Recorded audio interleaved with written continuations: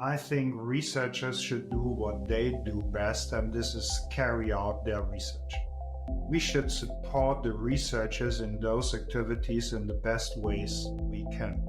For early career researchers, my advice would be to focus on their research and the value they believe that research brings to the field, to the institutions, to society.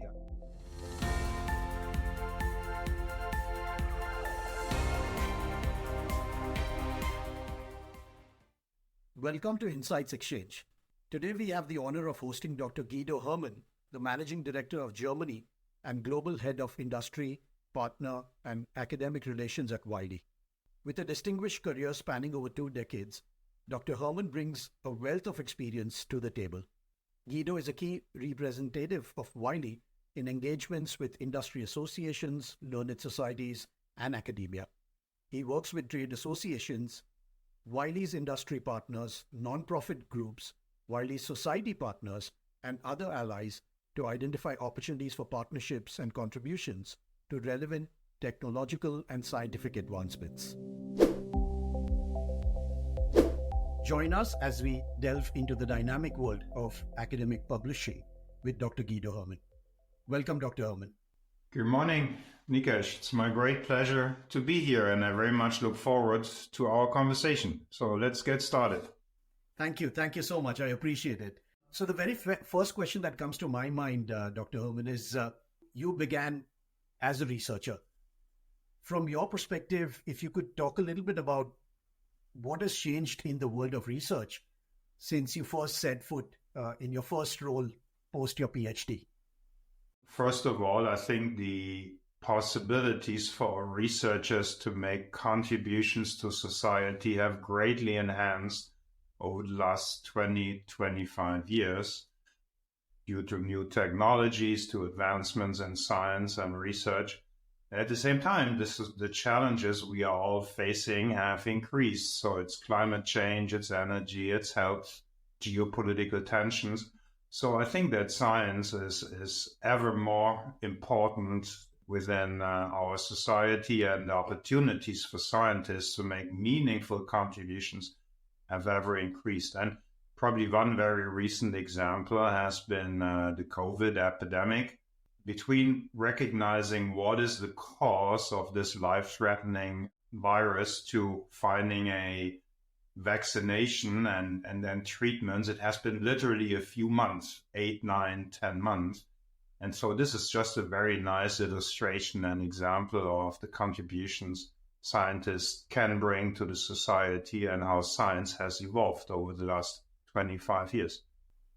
Absolutely. I agree with you. So just from your perspective again, you spoke very briefly about there's been a lot of change in the scientific publications and communications world.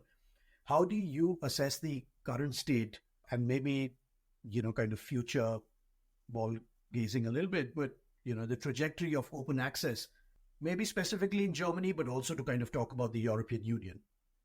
Let's start with the big picture here, which I think is very important.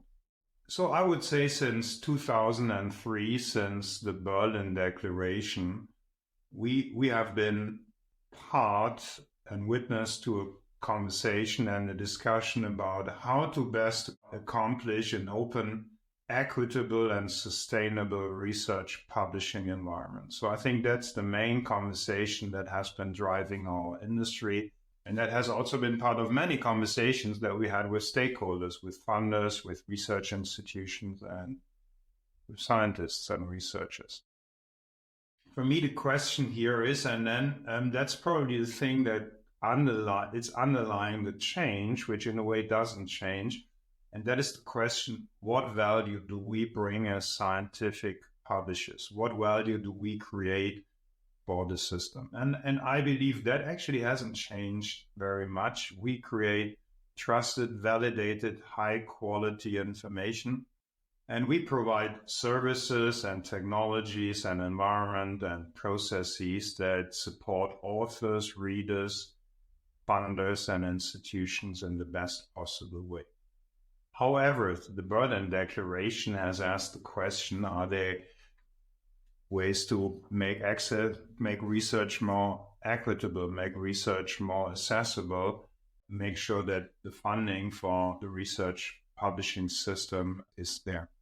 And we at Wiley, we have been at the forefront of these conversations. And I think in the course of our conversations, we will talk on quite a number of examples. We at Wiley, we feel that one way to support this shift into an open access world, into an open science world, is through transitional agreements. So we have now signed more than 80 transitional agreements across more than 40 countries, and more than 2,500 institutions are part of these transformational agreements. And I believe the progress we have made, especially over the last few years at Wiley and as a publishing industry in general, have been quite amazing. And so we at Wiley now, we publish almost more than 35% is now published away. The huge proportion of these open access articles come through transitional agreements. And since we signed the first transitional agreement in the year 2016, we have published more than 150,000 articles. Overall, I think we have made great progress, and I believe since 2003, since we all engaged in these conversations, we are now in a much better operating point than we have been, say, 10 years ago. Fantastic. That's very commendable work done, Dr. Herrmann. And I know that you've been at the forefront of some of these, and specifically even Wiley has been leading some of it. Just for the benefit of listeners, would it be possible to spend just about maybe a minute on what is transitional agreements and how do they work at a country level? Thank you. That's a good question.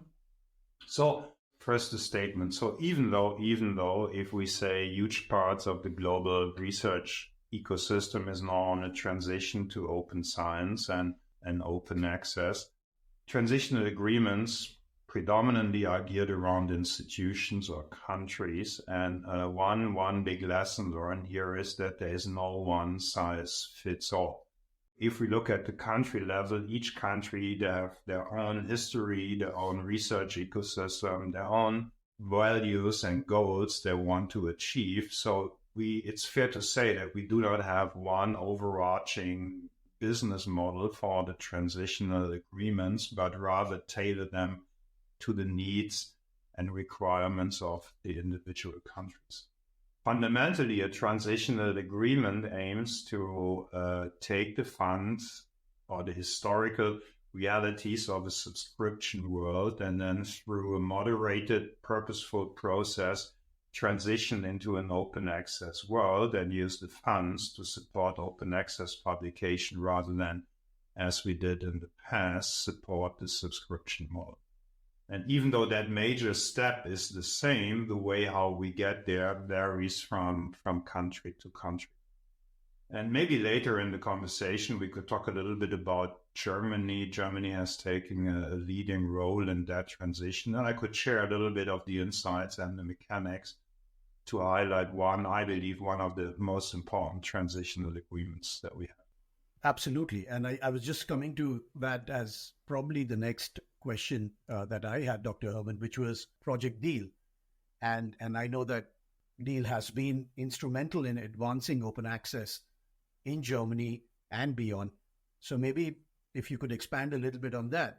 And then there is another kind of part B to that question, which is open access is important and we're kind of moving in the right direction.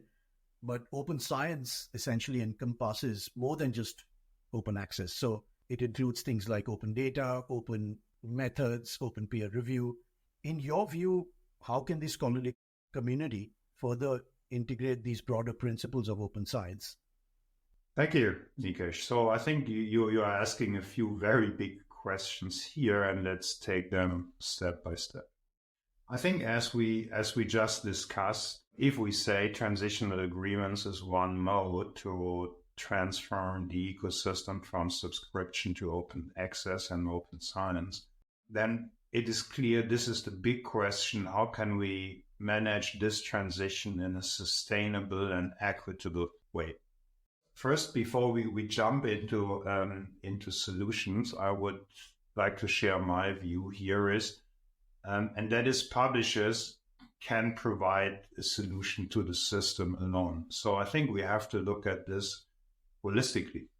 And the research ecosystem is a very complex ecosystem. So we have funders, we have policymakers, we have academic institutions, we have research organizations, we have researchers as authors, we have researchers as readers, and then we have the publishers.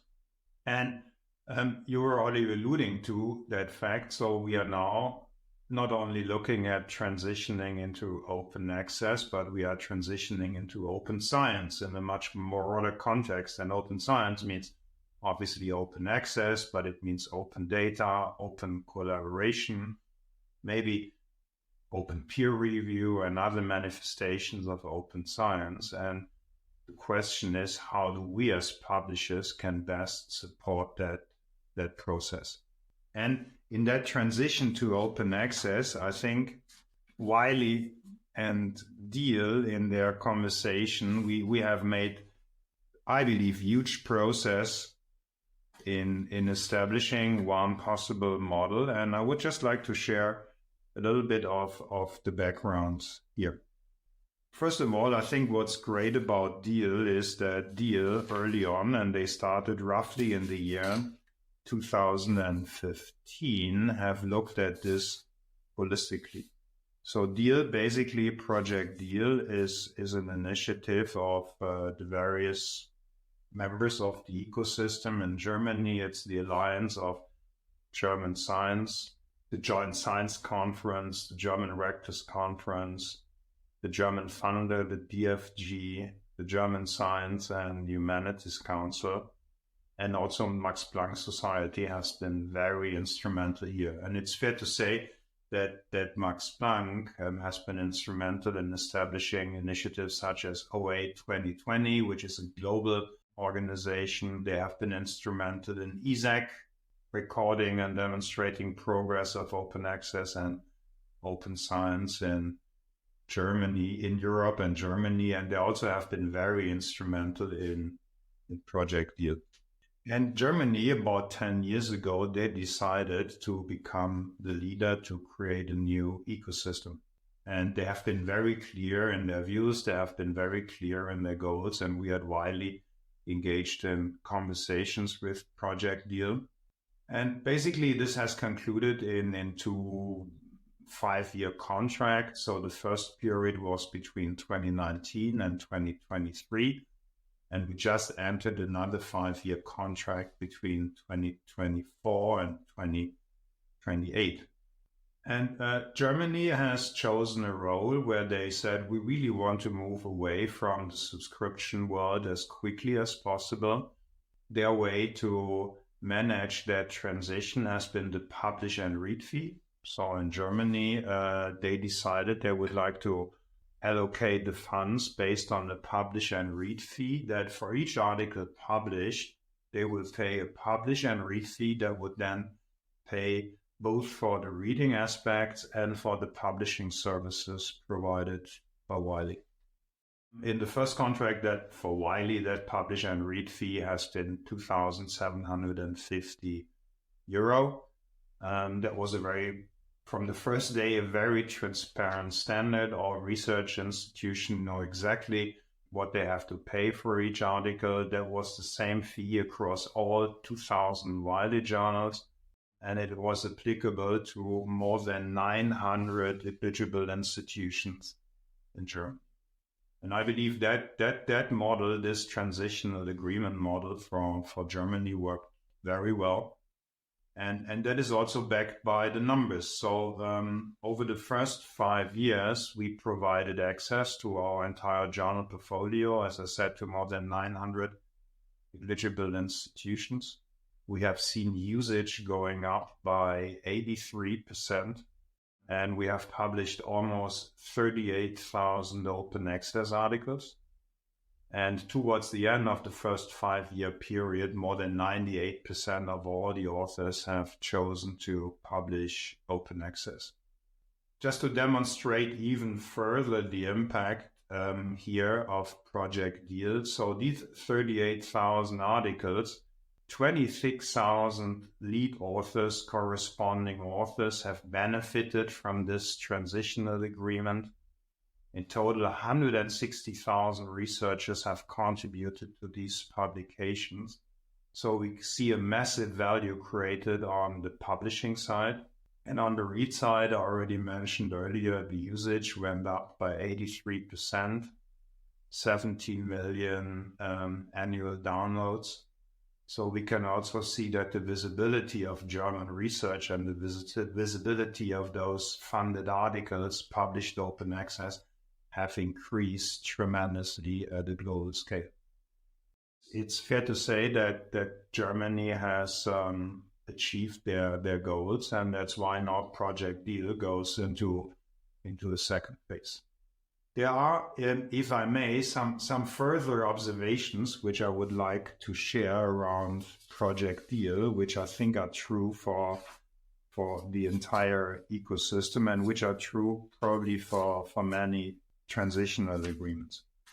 First of all, even though it sounds quite straightforward to say, okay, we go from subscription to open access and we go from subscription fees to publish and read fee, the underlying changes in the system are very engaging and very complicated.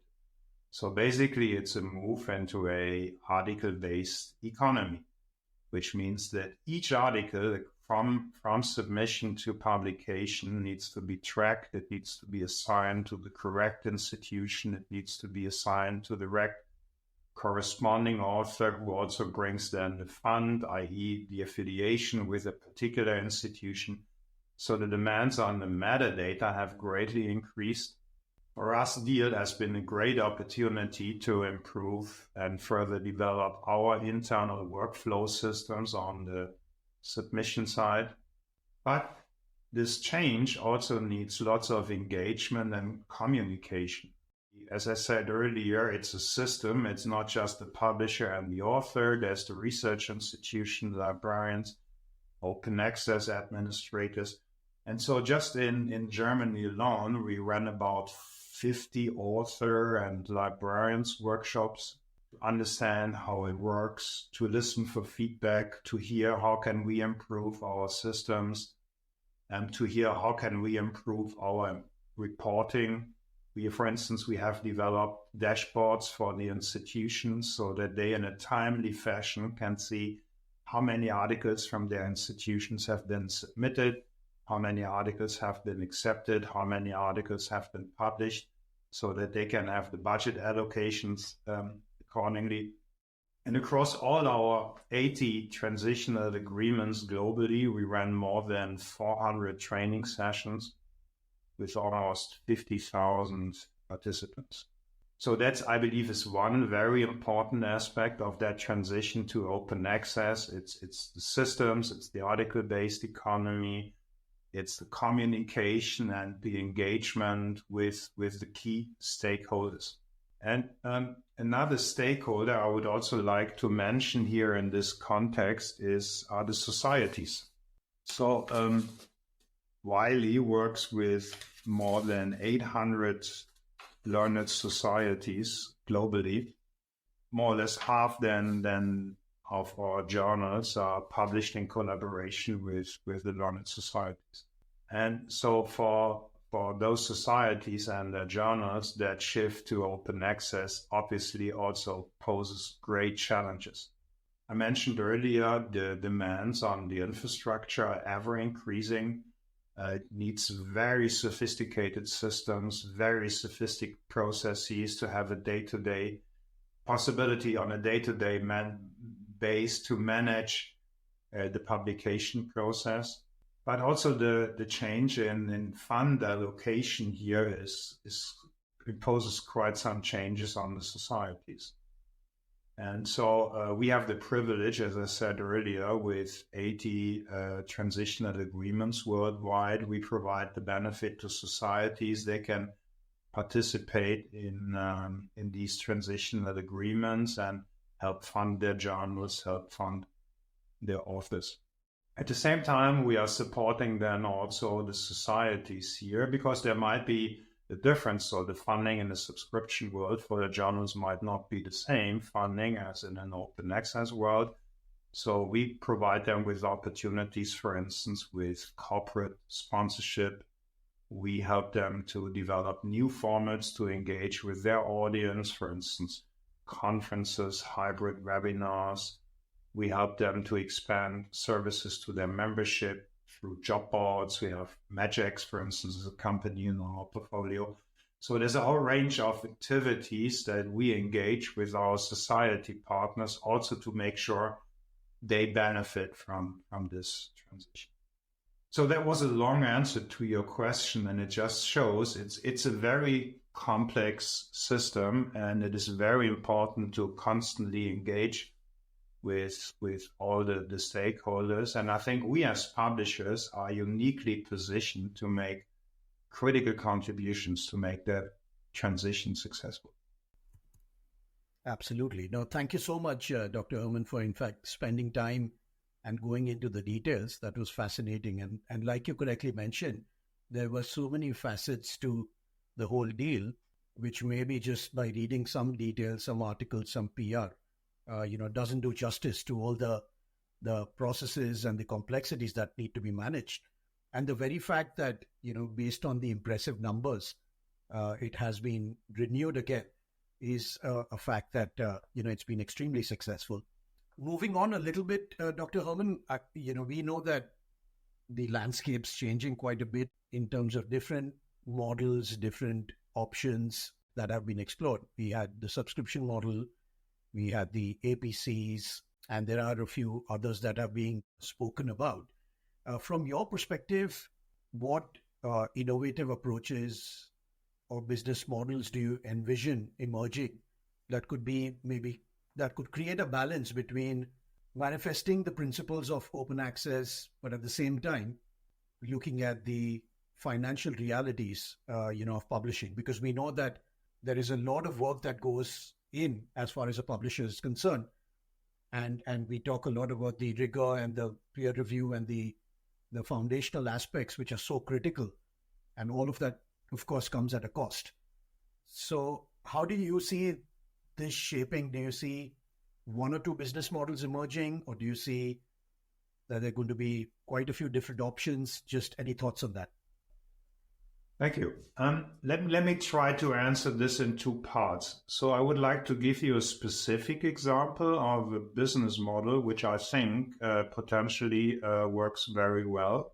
And then I would like to expand on the broader question going forward, which I believe needs to be centered around the value we as publishers provide.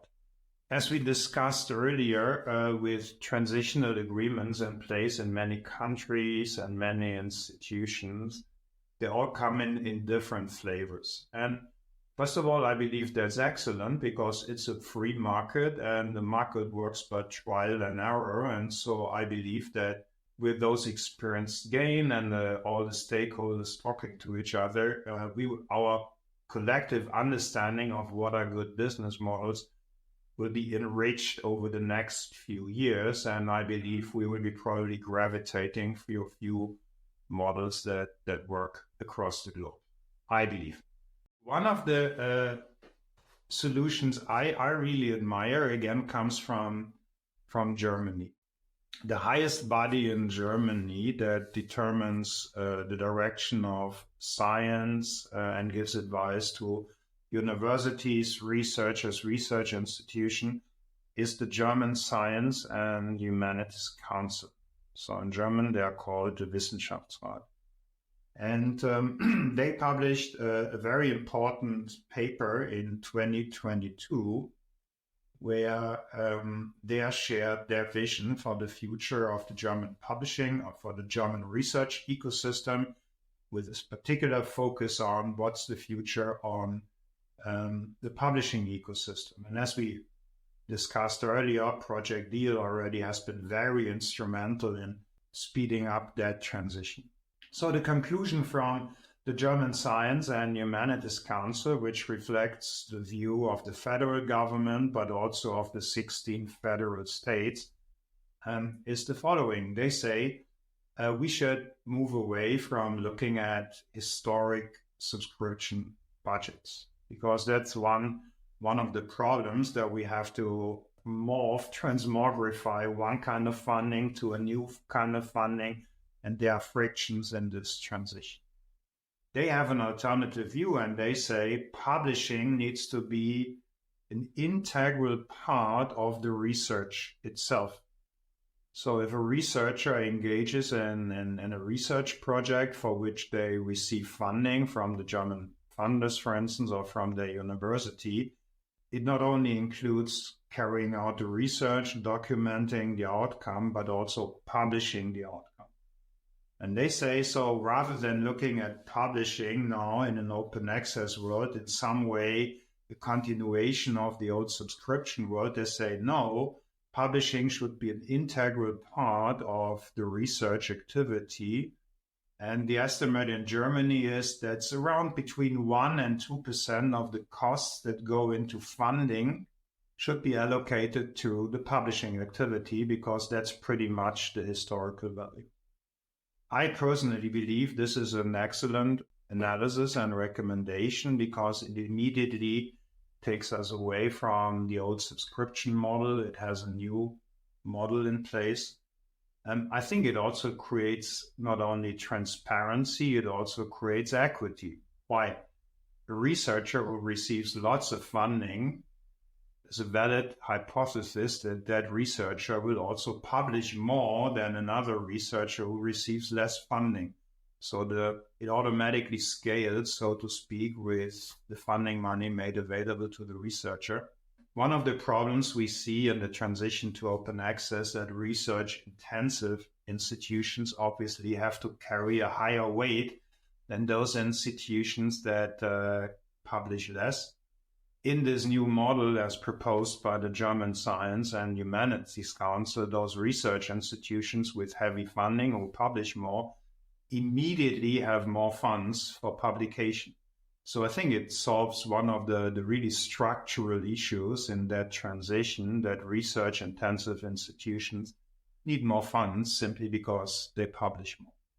And so there's the recommendation now in Germany to change the system and follow this model, so that we basically get away from looking at historical subscription budgets with the libraries, but rather, let's say, how much funding goes into the research, and associated with that funding research, there's a share of that money made available for publishing. And that would then enable the researchers to publish in a way they see fit and without financial limitations, which I think is critical to create an equitable system. So there was a specific answer where you say, what are possible future business models? And the answer is tie publication costs to the research grants. The other question is, how does the ecosystem move forward, right? So what's the future vision here? I have a firm view here that we as publishers, rather than focusing too much on the economic models, which obviously we need to get them right, there is no doubt, so I'm not diminishing that aspect. But I think for us, the question is, which value do we bring to the system? And if we bring value to the system in a demonstrable way, I believe we will be rewarded for that value we bring to the system, as we have done over hundreds of years, literally since the first journal has been published. I feel more confident than ever that with all the changes, and I will come to a few in a second, that we are currently facing, the potential for the value that we can bring to the table, to the system, the value we can bring to research funders, to institutions, to researchers, will be increasing. The potential will be increasing over the next few years. Why is that? First of all, I think science is global. Science always has been global. And we as publishers, I believe we operate on a global scale. I believe we bring value to the table, that we help to create a global research community, connect the researchers, increasingly so in a digital world. And that is despite the geopolitical tensions. So I think we play a very critical role in creating that global science community by bringing the researchers together as authors, as readers, and in various other roles they have in their professional life. Number two, we can all see now a phase of accelerated technology developments. We have seen the first, call it inflection point, around 1995 with the invention of the internet. I think scientific publishers have been one of the first in the ecosystem to really capitalize on the opportunities of the internet. Within a few years, everything was digital, right? We went into digital workflows. We had electronic journals, as they were called at that time, so way ahead of other industries. For instance, the movie or the music industry. So I think we have a good record of capitalizing on technological developments. And we are currently in a stage of accelerated technological developments. And so I think we can bring value by helping the research ecosystem, further enabling the research ecosystem by the use of these technologies. The one that comes to mind immediately, obviously, is generative artificial intelligence. This is a new technology developing at a super rapid pace, even faster than the introduction of the internet. And we can already see many, many beneficial applications of artificial intelligence on the process side and on the discovery side. And I believe for scientific publication, for the scholarly ecosystem here, artificial intelligence will be super beneficial, and we as publishers will bring value to the system by adapting artificial intelligence in the most beneficial way for the system. And then the fourth aspect where I believe, will bring substantial value is research integrity. We have seen challenges over the last few years at many levels. We have seen fraud on the author side, fraud identities. We have seen paper mills, image manipulation, activities that undermine trust and validity of the scientific record. And I believe that we as publishers can make great contributions to research integrity. And then collectively, if we do all that, I believe we as publishers will bring value to society as a whole, because if we enable the research ecosystem and the researchers, this means we will find better answers for climate change, energy, health, creating global equity, creating benefits for society in general. So to go back to your initial question, if we demonstrate the value we bring to the ecosystem in really tangible ways, by showing what we do makes a difference on the integrity side, by capitalizing on artificial intelligence, by making the publication process faster, by creating an open access and open science world, I believe there will be business models that will support these activities. I have no doubt. Brilliant. Thank you. Thank you so much for sharing your vision, and it's so clearly articulated, Dr. Herrmann. And just kind of moving on to another very important set of topics, which is around the nature of being interdisciplinary, or talking about international collaboration. Talking about one of those aspects, we've been seeing a lot of instances, and we've been hearing a lot about the interdisciplinary nature of research. And now, whether this is in the context of achieving sustainable development goals, or could be in terms of furthering science, there is an emphasis on interdisciplinary. As playing such a senior role and having been part of the industry for such a long time, and also a researcher yourself, you've obviously seen the evolution and the launch of interdisciplinary journals. How do you see such platforms shaping the future of scientific research and publication? You are addressing, Nikesh, one of the central topics here. And I think interdisciplinary research is important because fundamentally we have to solve real world problems. And those real world problems, by their very nature, are challenging, they're multifaceted. And so I think we as publishers, we can help to create holistic views on, for instance, climate change, on energy, on health, on sustainability. There is no single answer, right? If we say, how can we tackle climate change? It needs contributions from all fields of research. And I believe we as publishers can create a central role here in providing the platforms for exchange, by also helping to shape new fields of research, all with a view that we enable the researchers to solve the real world problems that are really pressing.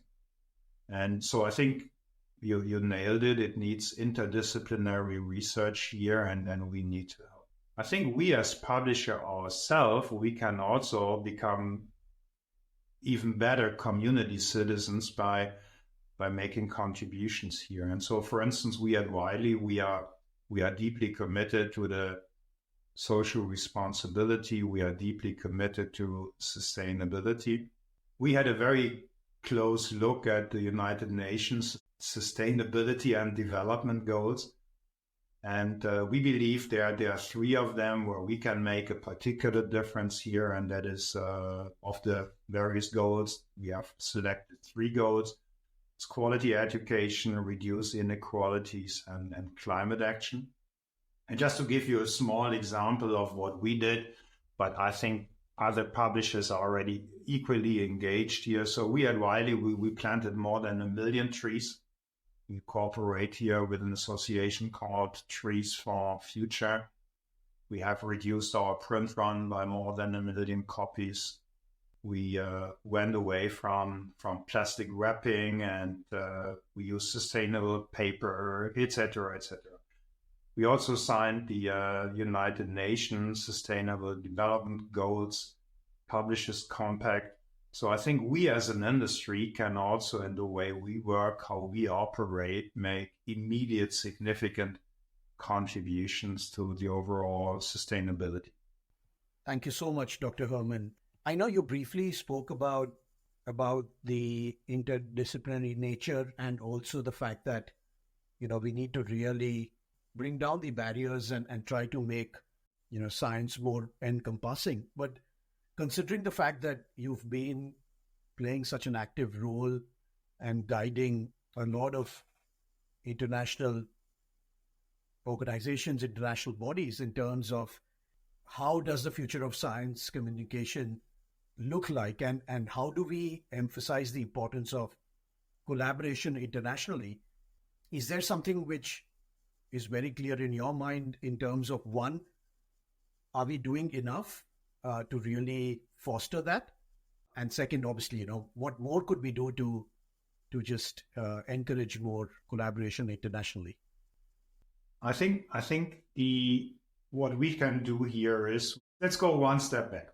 I think researchers should do what they do best, and this is carry out their research. We should support the researchers in those activities in the best ways we can. And this means, I think we as publishers, we should become thought leaders in anything that now moves from open access to open science. So in that open science world, the way I see it, we see open collaboration, we see better processes, we see greatly enhanced systems to detect fraud in the system, to enhance research integrity, as we discussed earlier. I believe that in the conversation around open access, we might have lost a little bit the focus on the reader, on the discovery side.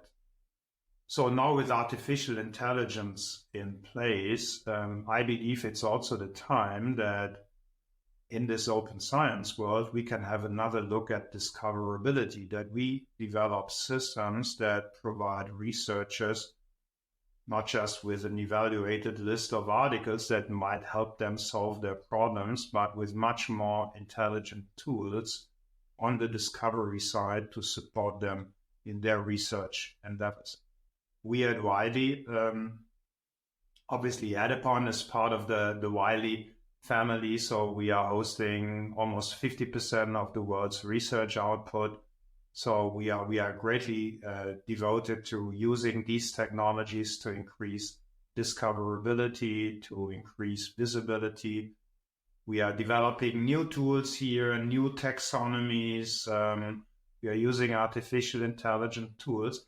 So I believe in this transition now to open science, a new focus on the reader, on discoverability. So not forgetting the author and everything we need to do on the submission side, but having another focus on the reader will provide us with great opportunities to connect with our audience. And then in a way also connect the dots, because the same person who works as an author with us obviously also comes to us, to the publishers, to financiers, to their research questions. And so I think there are great opportunities here. Thank you. I fully agree with you, Dr. Herrmann. Two very specific questions, but two probably very different topics to some extent as well.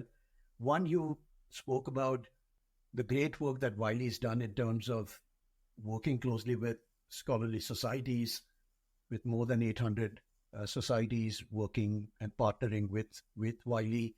From your perspective, and I think to kind of preface that question, we would agree that scholarly societies play such an important role, but at the same time, there is just so much change happening, business models, open access.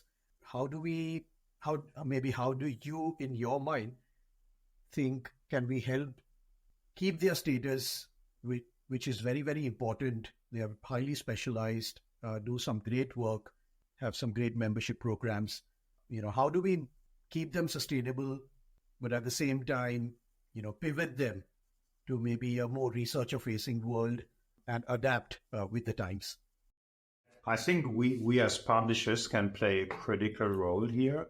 I think it starts again with communication, something I mentioned earlier with the transitional agreements. It's communication with librarians, open access administrators, authors.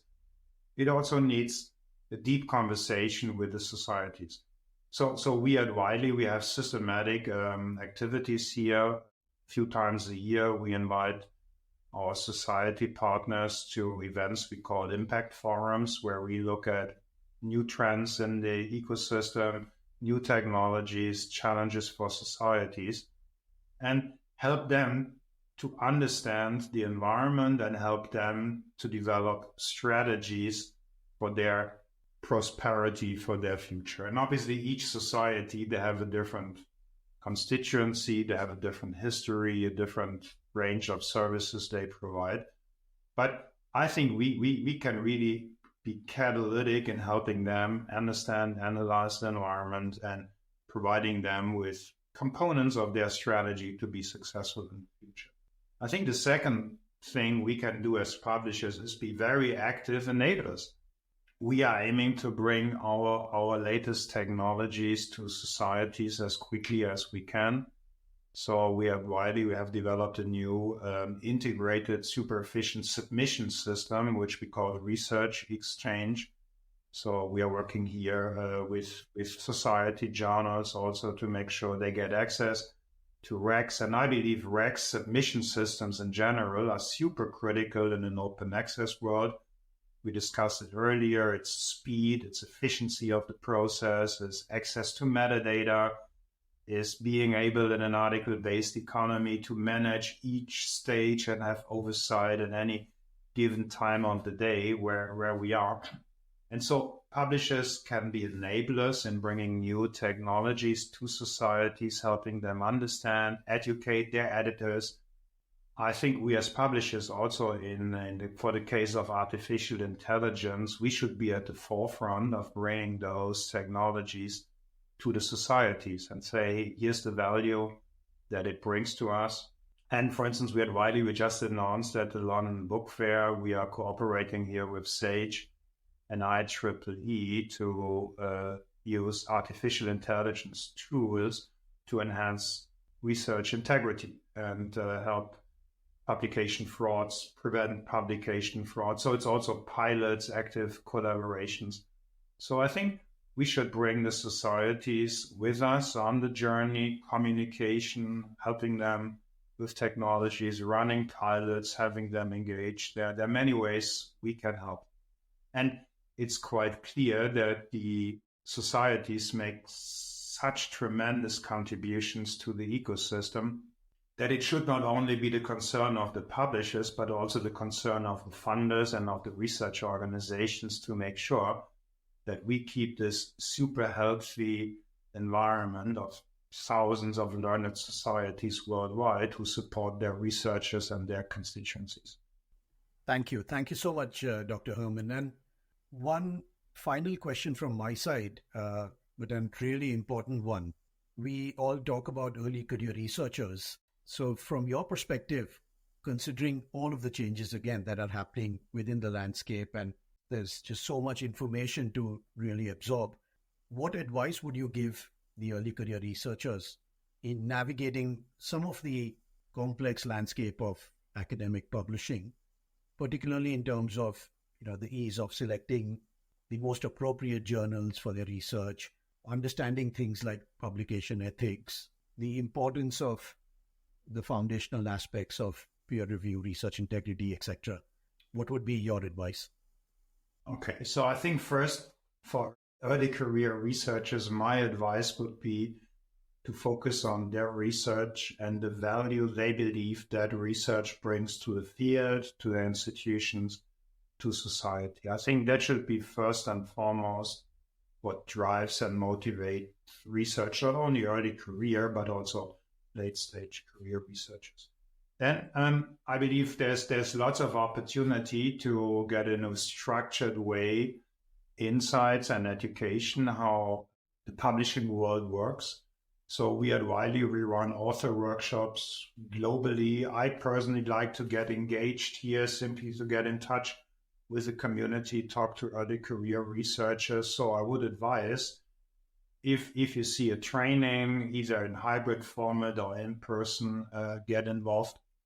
And then my experience is also that early career researchers, obviously they're all digital natives. They kind of like are so affluent in a way in their abilities to use technologies, to use them for their best advantage.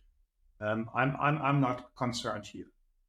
And then you were alluding to that. So I believe the question of research integrity not only applies to the publishing part of the research, but also to conducting the research itself.